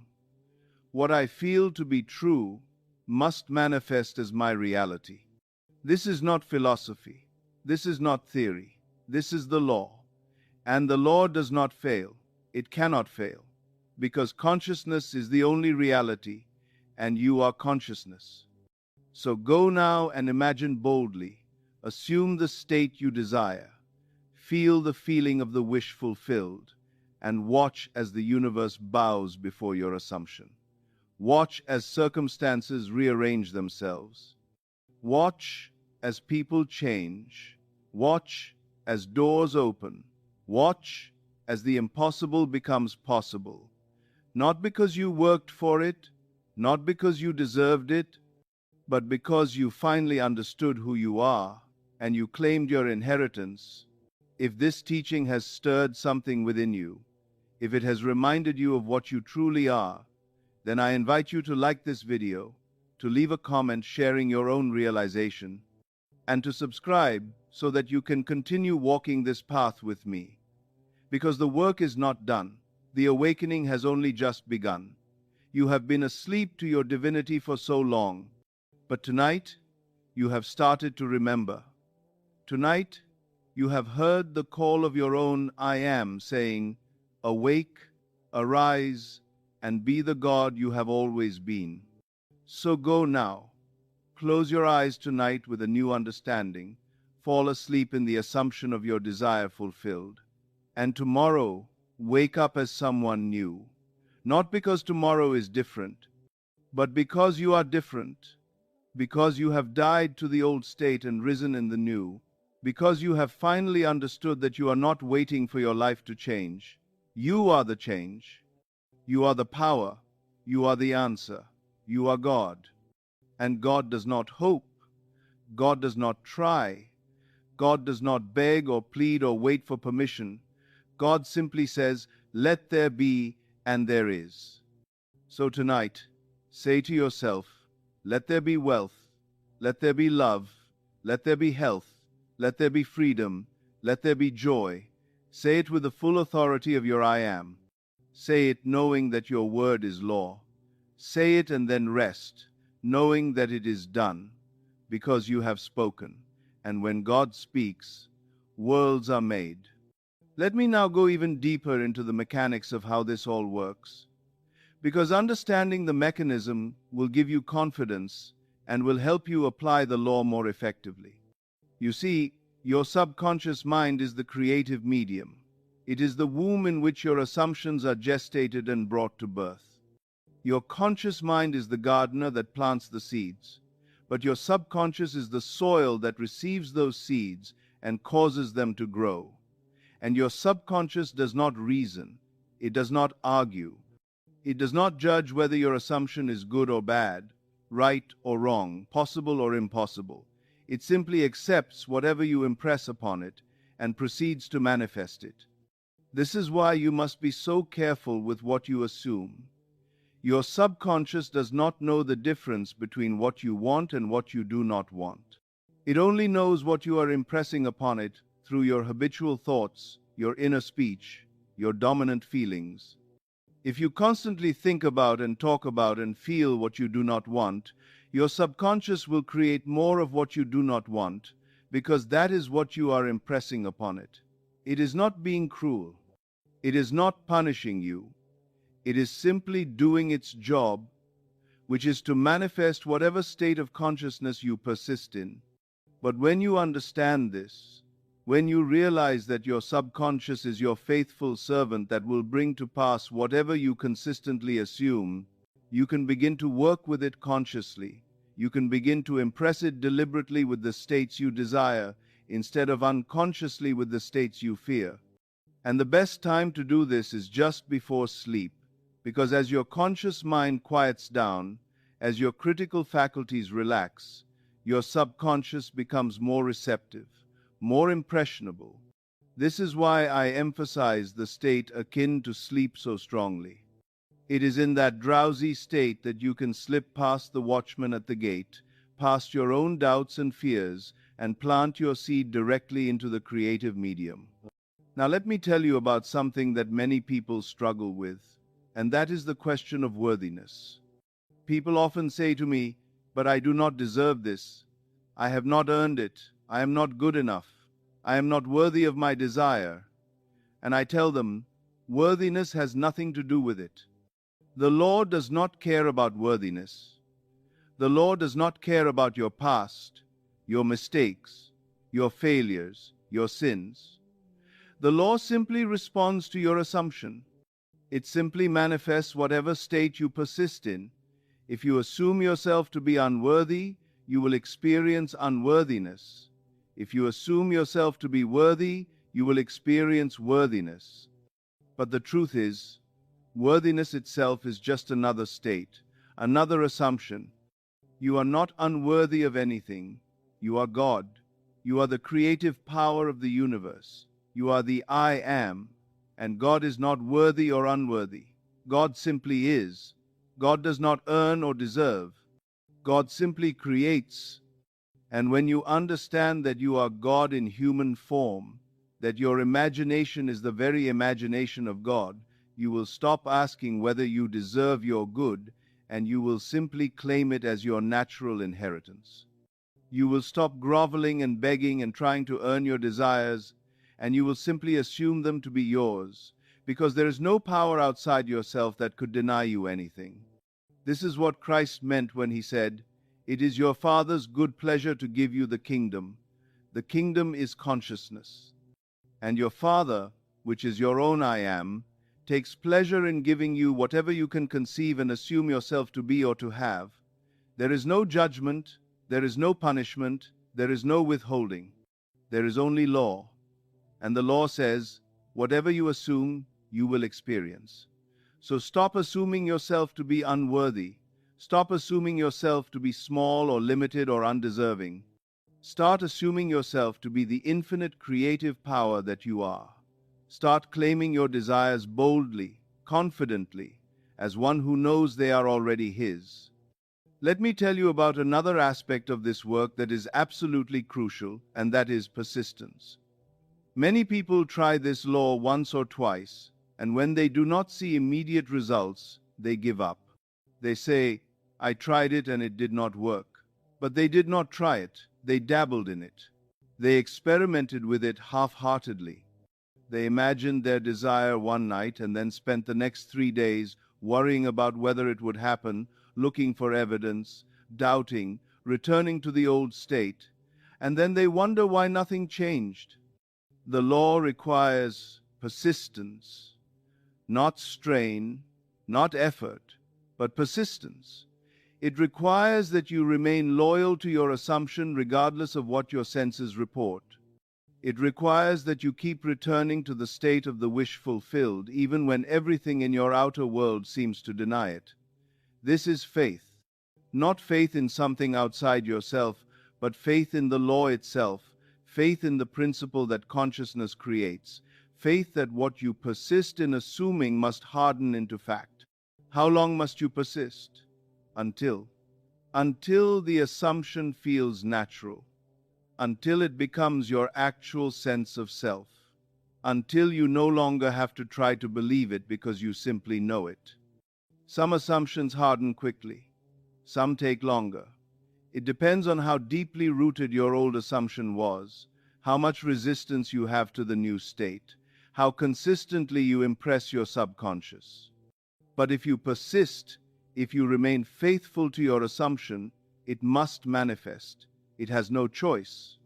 Because consciousness is the only reality, and when you change your consciousness permanently, your reality must change permanently. I want to tell you about a woman who demonstrated this persistence beautifully. She wanted to marry a specific man, but this man was not interested in her romantically. They were friends, but he showed no signs of wanting anything more. To all appearances, it was impossible. He was interested in someone else. He had never given her any indication that he saw her as a potential partner, but she decided to apply the law anyway.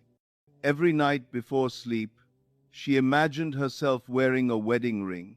She would look at her hand and see the ring there. She would touch it. She would feel the weight of it. She would feel the satisfaction of being married to this man. She did not imagine him proposing. She did not imagine convincing him to love her. She simply imagined the end result, the ring on her finger, the knowing that she was his wife. And she did this night after night after night for months. During those months, nothing seemed to change. He continued to be friendly, but nothing more. He continued to pursue the other woman. There was no sign that anything was shifting, but she persisted. She remained loyal to her imagined reality. She refused to be moved by what her eyes showed her. She knew that what she was seeing was old news, the result of her old assumption, and that if she kept persisting in her new assumption, the outer world would eventually have to catch up. And then one day, seemingly out of nowhere, everything shifted. The man broke off his pursuit of the other woman. He began to spend more time with her. He began to see her differently. Within a few months, he proposed. And she got her ring exactly as she had imagined it, exactly as she had felt it night after night. She did not make it happen. She did not manipulate him. She simply assumed the state of being his wife, persisted in that assumption, and the law brought it to pass. Now, some people have moral objections to this. They say, but you cannot manifest a specific person that violates their free will. That is manipulation. And I tell them, you are always manifesting everyone in your world. You are always creating the version of them that you experience. You cannot not do it. Right now, you are manifesting every person in your life according to your assumptions about them. If you assume your boss is difficult, you manifest a difficult boss. If you assume your mother is critical, you manifest a critical mother. You are already doing it unconsciously. I am simply teaching you to do it consciously, deliberately, in alignment with your desires instead of your fears. And as for free will, everyone has free will to respond to you from their own consciousness. But you have free will to determine which version of them shows up in your world. They contain all possibilities. You are simply choosing which possibility you will experience by choosing what you assume about them. This is not manipulation. This is creation. This is how consciousness works. And when you change your consciousness of a person, when you assume them to be loving and kind and devoted to you, you are not violating their will. You are simply experiencing the version of them that matches your new assumption. Let me talk now about a specific technique that is incredibly powerful for manifesting specific changes in specific situations. I call it mental conversation, or inner dialogue. You see, most of your imagining happens not in pictures but in words. You are constantly having conversations in your mind, conversations with yourself, conversations with others, replaying past conversations, rehearsing future conversations, and these inner conversations are creative. They are shaping your reality just as surely as your inner vision shapes it. So if you want to manifest a specific change, construct a mental conversation that implies your desire is fulfilled. For example, if you want a promotion at work, imagine your friend congratulating you. Hear their voice in your mind saying, "I am so happy for you. You got the promotion, you must be thrilled." And hear yourself responding, "Yes, I am so grateful. It is exactly what I wanted."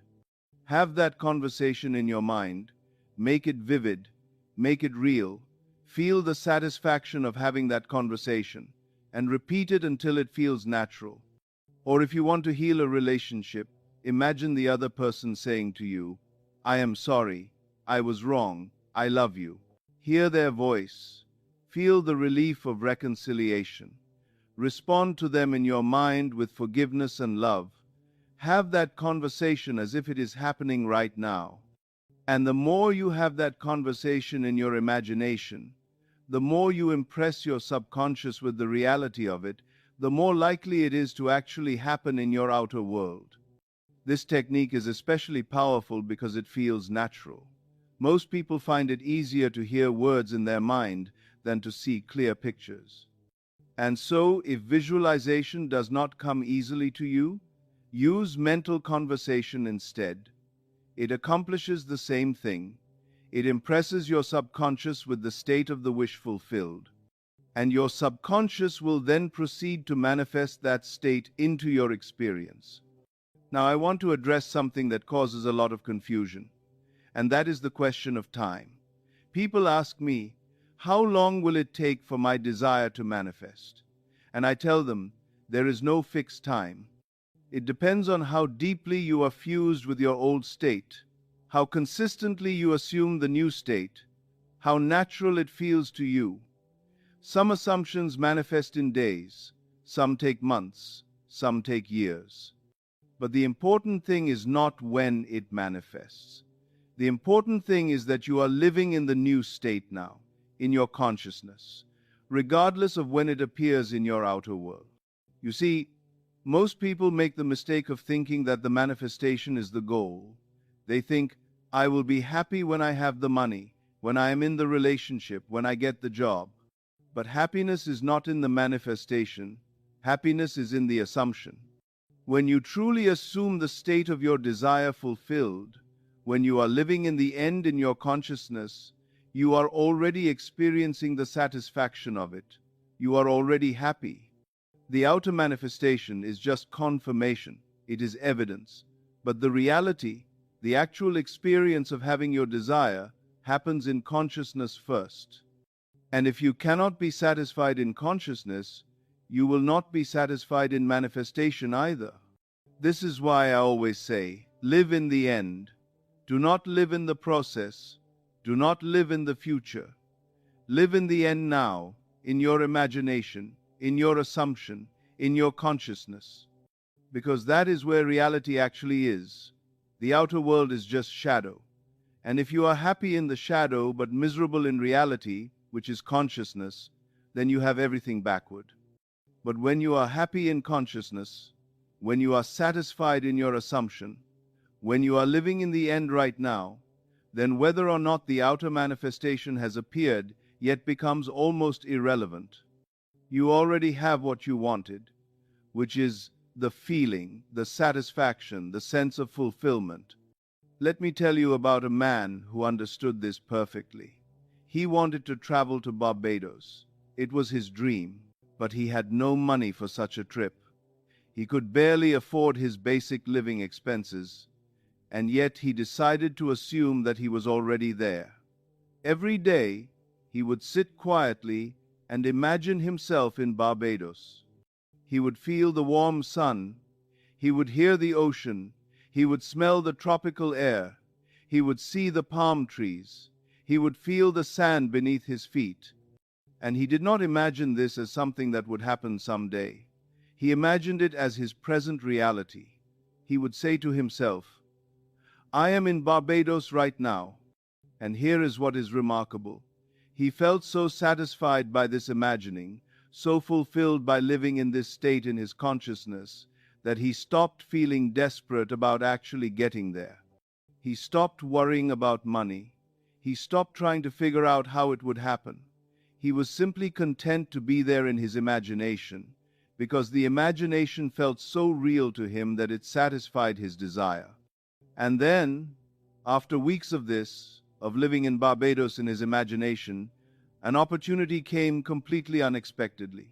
A friend invited him to Barbados, paid for his ticket, paid for his accommodation, and he found himself there in the flesh, exactly as he had imagined it. But here is the interesting part. When he arrived in Barbados physically, he felt no more satisfied than he had felt in his imagination, because the satisfaction was not in the physical location. It was in the consciousness of being there. He had already experienced Barbados fully in his imagination. The physical experience was just a confirmation of what he had already lived in consciousness. This is what I mean when I say live in the end. The end is not the physical manifestation. The end is the consciousness, the state, the feeling of having it now. Now let me teach you about something that will help you overcome doubt, and that is the concept of signs following, not signs preceding. Most people want to see the sign first before they will believe. They want evidence before they will assume. They want the manifestation to appear before they will accept it as real. But this is backward. This is trying to make effect cause. Signs follow your assumption. They do not precede it. You assume first, and then the signs appear as confirmation. You believe first, and then you see, not the other way around. This is what Christ meant when he said, "Blessed are those who have not seen and yet have believed." He was not asking you to believe in him as a person. He was asking you to believe in the law, to believe in your own imaginative power, to assume your desire is fulfilled before you see any evidence of it. Because once you assume it, once you believe it in consciousness, the evidence must follow. The signs must appear. The circumstances must rearrange themselves to match your assumption. But if you wait for the signs before you believe, you will wait forever, because you are not giving the universe anything to work with. You are not assuming anything. You are simply remaining in your old state, waiting for something outside yourself to change so that you can then change your consciousness. But it does not work that way. Consciousness is cause. The outer world is effect. You must change your consciousness first, and then the outer world will change. Let me tell you about a very powerful practice that will help you develop this faith, this ability to believe before you see. It is called the thank you technique. At the end of each day, before you go to sleep, simply say thank you. Thank you as if your desire has already been fulfilled. Thank you as if the thing you want has already come to pass. Do not thank some God outside yourself. Thank your own I am. Thank your own consciousness for having already given you what you desire. Feel the gratitude, feel the relief, feel the joy of having received what you asked for. And do this even though you have not yet seen it in your outer world.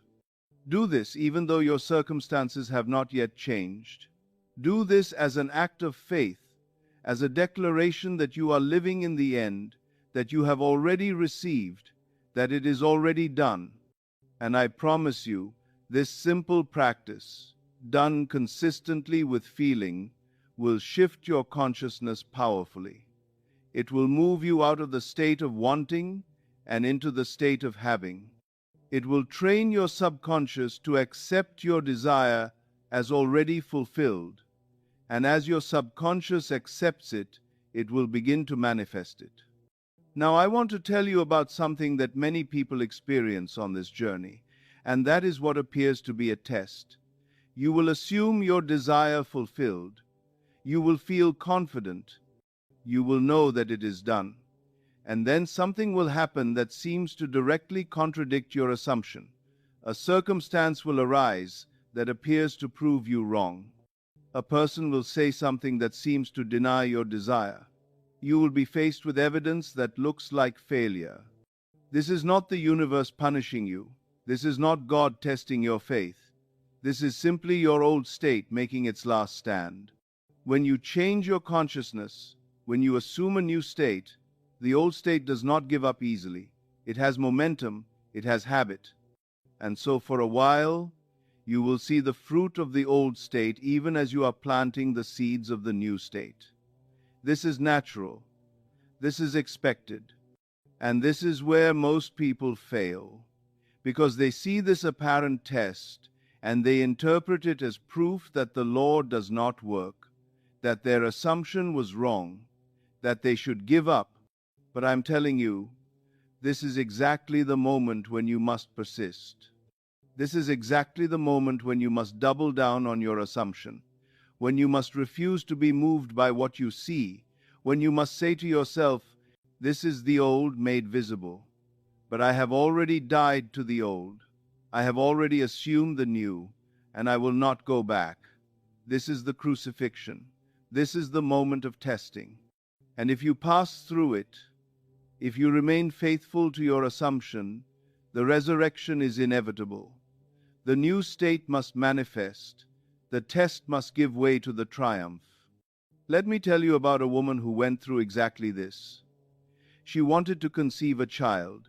She and her husband had been trying for years with no success. Doctors had told her it was unlikely she would ever conceive naturally. But she decided to apply the law. She began to imagine herself pregnant. She would feel her belly. She would imagine the baby growing inside her. She would imagine telling her family the good news. She assumed the state of motherhood. She lived in the end of already being pregnant. And then, after several weeks of this, she got her period. To most women, this would have been devastating. It would have been proof that the law did not work, that her imagining had failed.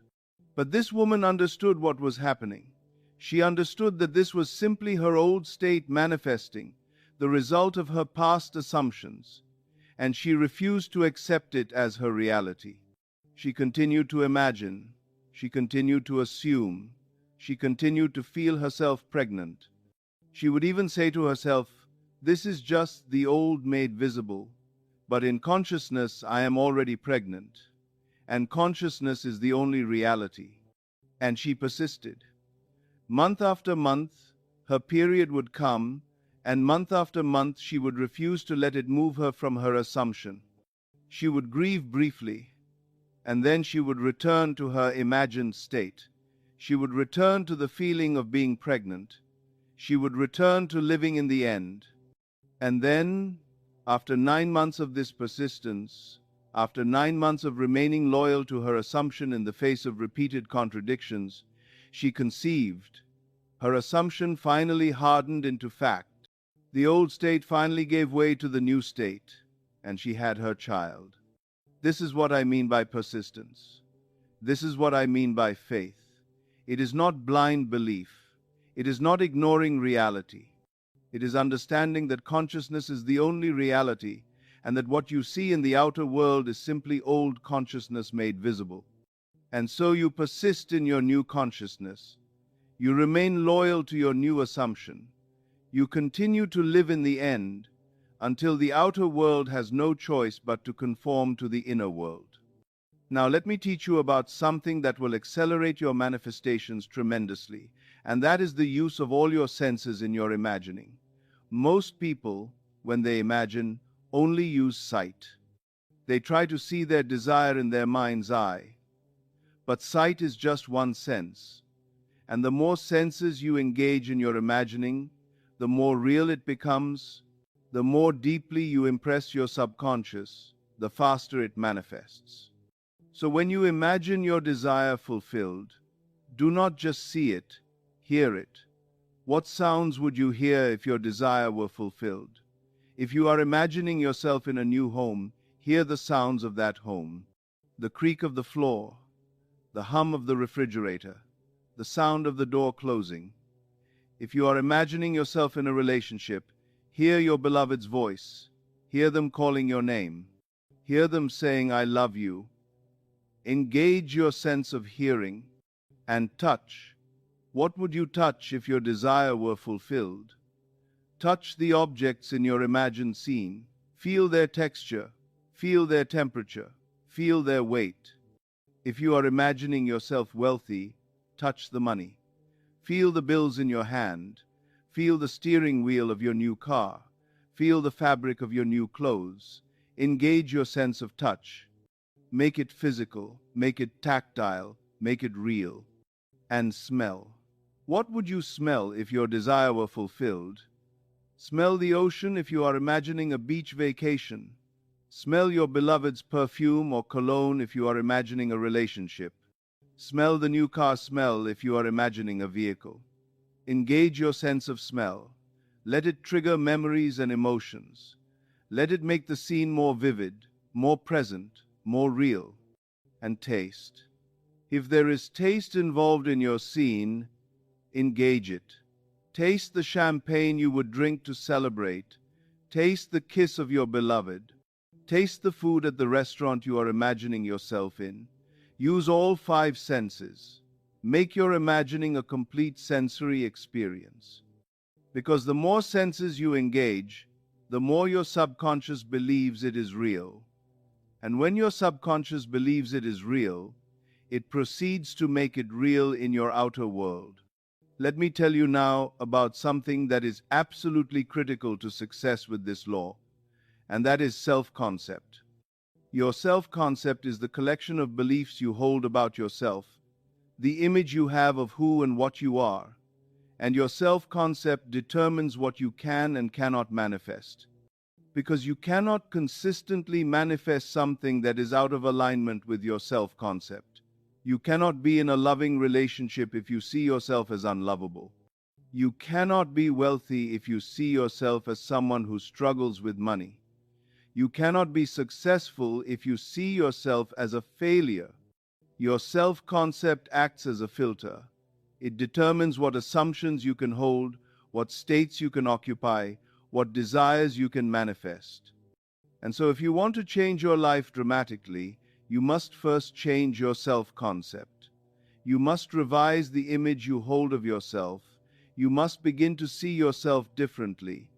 Not as you are now, not as you have been, but as you wish to be. Because when you change your self-concept, when you truly see yourself as a different kind of person, everything else in your life will change to match that new image.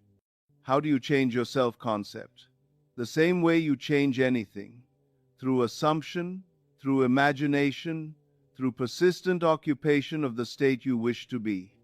If you want to see yourself as confident, imagine yourself being confident. Imagine yourself walking into a room and everyone responding to your confidence. Imagine yourself speaking with authority. Imagine yourself making decisions easily. Do this until it feels natural. Do this until you can say, I am confident and it feels true. If you want to see yourself as wealthy, imagine yourself being wealthy. Imagine yourself spending freely. Imagine yourself making financial decisions from abundance instead of scarcity. Imagine yourself living in the way a wealthy person lives. Do this until it becomes your normal way of seeing yourself. Do this until I am wealthy becomes your automatic assumption. And as your self-concept changes, as you begin to truly see yourself as this new person, your circumstances will change to match. Your opportunities will change. Your relationships will change. Your entire life will reorganize itself around your new self-concept. Let me tell you about a man who transformed his entire life by changing his self-concept. He saw himself as a failure. He had failed in business, failed in relationships, failed in health. And every time he tried to imagine something better, his self-concept would reject it. He would think, who am I kidding? I am not that kind of person. Good things do not happen to me. His self-concept was so negative that he could not hold any positive assumption for more than a few minutes before his sense of I am a failure would reassert itself. But then he learned about self-concept, and he realized that before he could manifest any specific desire, he had to change his fundamental image of himself. So he stopped trying to manifest money or relationships or health. Instead, he focused on changing his self-concept. Every night before sleep, he would imagine people treating him with respect. He would imagine himself succeeding at small tasks. He would imagine himself feeling confident and capable. He did not aim for the big manifestation. He aimed for the fundamental shift in how he saw himself. And gradually, over weeks and months, his self-concept began to shift. He began to see himself differently. He began to feel differently about himself. And as his self-concept changed, everything else began to change. Opportunities that he would have missed before suddenly became visible to him. Actions that he would have been too afraid to take before suddenly felt natural. And within a year, his entire life had transformed. He had a successful business. He had a loving relationship. His health had improved. Not because he manifested those things directly, but because he changed his self-concept, and a new self-concept naturally produces a new life. So I want you to spend time on your self-concept. Ask yourself, how do I see myself? What do I believe about who I am?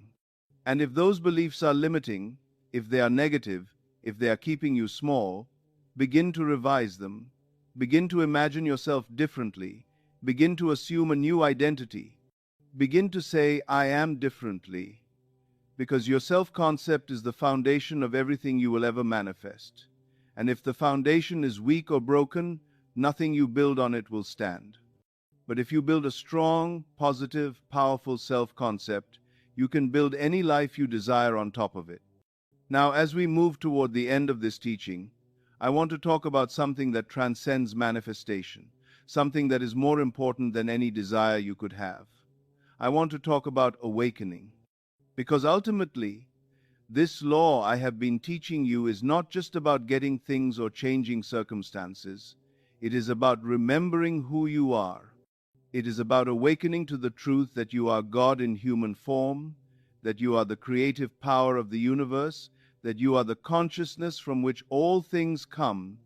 There are two journeys happening simultaneously in your life. One is the journey of manifestation, of using the law to create the life you desire, to experience abundance and love and health and success. This is the law, and it is important. It is what gives you the evidence you need to know that consciousness truly does create reality. But the other journey is the journey of awakening, the journey home to your true self. This is the promise. And the promise is not something you create. It is something that happens to you when you have fulfilled your purpose, when you have learned what you came here to learn. The promise includes the four mystical experiences I mentioned earlier: the birth of the divine child from your own skull, the awakening of the serpent, your own spinal column coming alive and rising, the tearing of the temple veil, which is your skull being split from top to bottom so that the divine light can be born from you, and David, the personification of the humanity you created, calling you Father. These experiences will come when they are meant to come. You cannot force them. You cannot manifest them through the law. They come according to grace, according to the divine plan that was set before the foundation of the world. But until they come, you have the law, and the law is enough. The law is what allows you to transform your life, to experience the joy and abundance and love that you came here to experience. The law is what proves to you that you are not a victim, that you are not powerless, that you are not at the mercy of external forces. The law is what teaches you that consciousness is the only reality. And once you truly understand that, once you have lived it and proven it and seen it work in your life over and over again, you are ready for the promise. You are ready to fully awaken to who you are. So do not wait for the promise.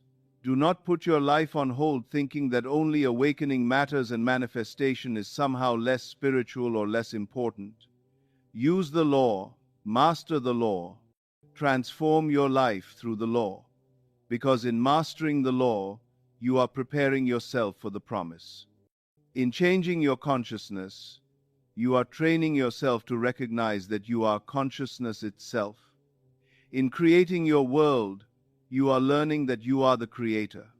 And when the time comes, when you have fulfilled your purpose, the promise will unfold within you, and you will know with absolute certainty that everything I have taught you is true. I want to close now by giving you a vision, a possibility of what your life could look like when you fully embrace this law and live from it consistently. Imagine waking up every morning knowing that you are the creator of your day, knowing that whatever you assume about your day will be your day.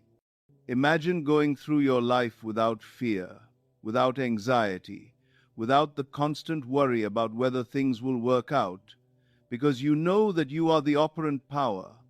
You are the one determining what works out and what does not. Imagine having complete confidence in your ability to change any circumstance, to heal any relationship, to create any condition you desire. Imagine looking at problems not as threats but as opportunities to apply the law, to demonstrate your creative power, to transform what is into what you wish it to be.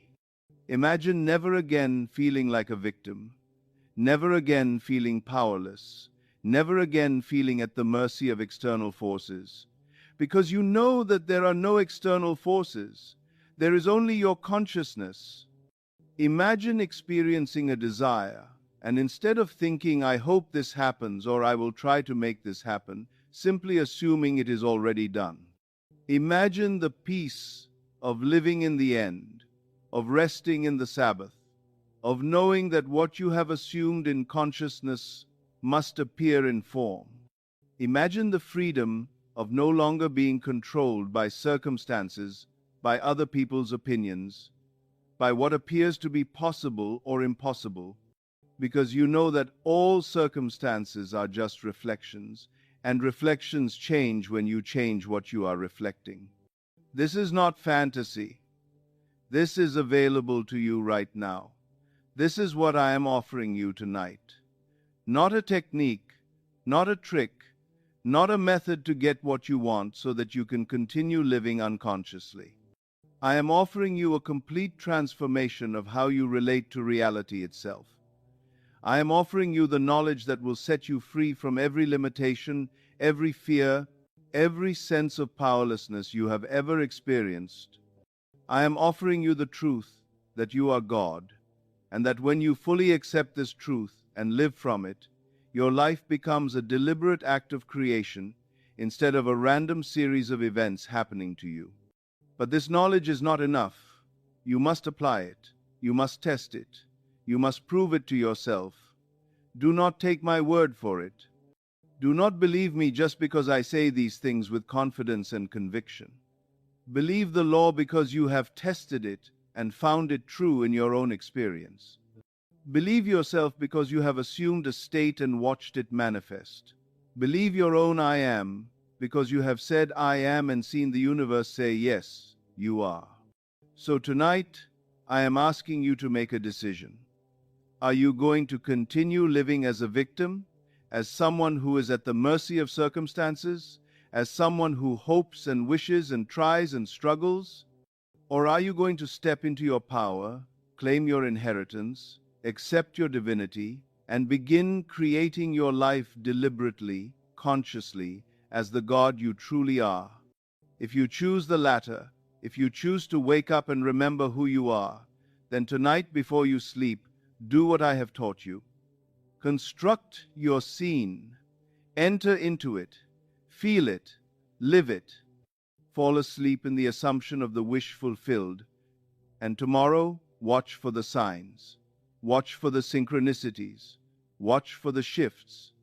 Not because you need them to believe, but because you are learning to recognize the tracks of your own imagination in the world around you. And do it again tomorrow night, and the next night, and the next. Make it your practice, make it your discipline, make it your religion, because this is the only religion that matters. Not the worship of a God outside yourself, but the recognition of the God within yourself. Not prayer as begging, but prayer as assumption. Not faith as hope, but faith as knowing. This is the ancient path. This is the secret that mystics have guarded for millennia. This is the truth that will set you free. You are not a human being trying to become spiritual. You are a spiritual being, a divine being, God Himself, temporarily experiencing yourself as human so that you can know yourself, so that you can experience yourself, so that you can create and play and learn and grow. And now it is time to remember. Now it is time to wake up. Now it is time to claim your power and use it consciously, deliberately, in alignment with your deepest desires and your highest good. This is what I am offering you tonight. This is why you are here, not by accident, not by chance, but because your own I am called you here. Your own consciousness drew you to this teaching because you are ready to remember. You are ready to wake up. You are ready to stop being the victim and become the creator. You are ready to stop living in the shadows and step into the light. You are ready to know yourself as you truly are. So go now with this knowledge. Go with this power. Go with this confidence. You are God in human form. You are the consciousness that creates worlds. You are the I am that spoke and said, "Let there be light," and there was light. What you assume, you become. What you imagine, you create. What you feel to be true must manifest as your reality. This is law. This is truth. This is your inheritance. And if this teaching has touched something deep within you, if it has awakened a memory of your own divinity, if it has reminded you of what you have always known but forgotten, then I invite you to share this teaching. Share it with others who are ready to remember. Like this video so that more people can find it. Leave a comment sharing what resonates with you, what you are committing to assume, what you are ready to create. And subscribe so that you can continue on this journey with me, so that you can dive deeper into these truths, so that you can be supported as you transform your life through the power of your own consciousness. The work is sacred. The path is ancient. The truth is eternal. You are God. You have always been God. You will always be God. And now it is time to stop pretending otherwise. Now it is time to claim your throne. Now it is time to rule your own consciousness, which means ruling your own world. Go now. Sleep in the assumption of your desire fulfilled. Wake tomorrow as someone new. Not because tomorrow is different, but because you are different. Not because the world has changed, but because you have changed. And the world has no choice but to reflect that change back to you. I am the one who imagines. I am the one who creates. I am the consciousness that bends the universe, not by force, but by assumption. My inner speech is the voice of God. My imagination is the hand of God. And what I assume to be true must become true, because I am. You are not broken. You are not limited. You are not powerless. You are God having a human experience, and the moment you accept this, everything changes, everything transforms, everything becomes possible. Because impossibility is just the name you give to states you have not yet assumed. But once you assume them, once you claim them, once you feel them to be true, they cease to be impossible and become inevitable. This is the secret. This is the law. This is the truth that will set you free. Go now and bend the universe in your favor. Not by fighting it, not by forcing it, but by assuming it already bent, by feeling it already done, by knowing it is already yours. Because in consciousness, it is. And consciousness is the only reality. I am. You are I am. We are one I am, experiencing itself through infinite forms and infinite possibilities. And what this I am imagines, this I am creates. What this I am assumes, this I am becomes. What this I am declares, this I am manifests. So declare boldly, assume confidently, imagine without limit, and watch as the universe, which is nothing but your own consciousness pushed out, bows before your assumption and brings to pass everything you have claimed to be true. This is your power. This is your inheritance. This is who you are. I am.